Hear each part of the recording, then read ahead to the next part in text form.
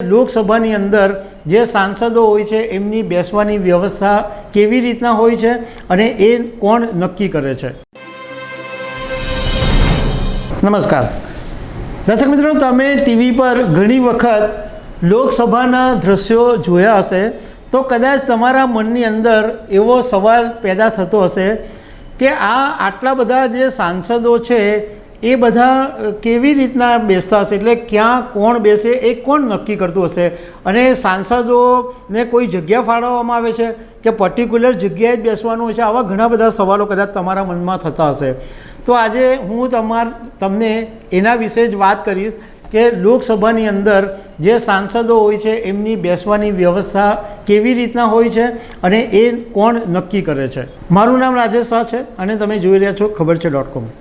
દર્શક મિત્રો, તમે કોઈ ફિલ્મ જોવા જાઓ તો એ થિયેટરમાં તમારી પાસે ટિકિટ હોય તો એની ઉપર નંબર હોય કે ભાઈ એમાં 25, 26 કે પર્ટિક્યુલર એ જ સીટ પર તમારે બેસવાનું હોય, અથવા કોઈક વાર એવો કાર્યક્રમ હોય એમાં એવું લખ્યું હોય કે વહેલા તે પહેલાંના ધોરણે, એટલે તમે જ્યાં તમને જગ્યા મળે ત્યાં તમારે બેસી જવાનું હોય। પરંતુ લોકસભામાં એવું નથી કે તમને કોઈ પર્ટિક્યુલર એટલે કંઈ નંબર આપ્યો હોય કે આ સીટ પર કે વહેલા તે જે જાય એ જઈને બેસી જાય, એવું હોતું નથી। બધું બહુ જ સિસ્ટમેટિક હોય છે।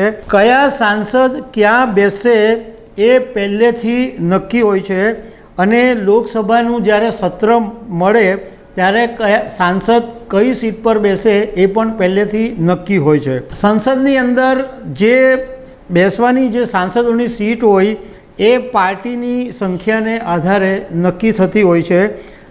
જે પાર્ટીના જેટલા વધારે સાંસદ હોય એ પ્રમાણે એમને સીટ મળે અને સંસદમાં બેસવા માટે બ્લોક્સ પણ હોય છે। એ બ્લોક્સ પણ સભ્યોની સંખ્યાબળને આધારે ફાળવવામાં આવે છે।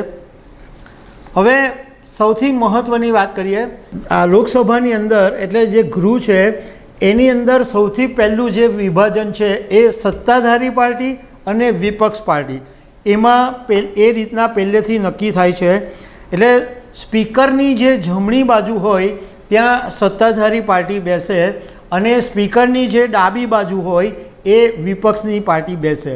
એટલે અત્યારની જો વાત કરીએ તો અત્યારે સત્તાધારી પાર્ટી છે ભાજપ, એટલે ભાજપના જે સાંસદો છે એ સ્પીકરની જમણી તરફ બેસે અને કોંગ્રેસ અત્યારે વિપક્ષમાં છે તો એના જે નેતાઓ જે સાંસદો છે એ બધા ડાબી તરફ બેસે।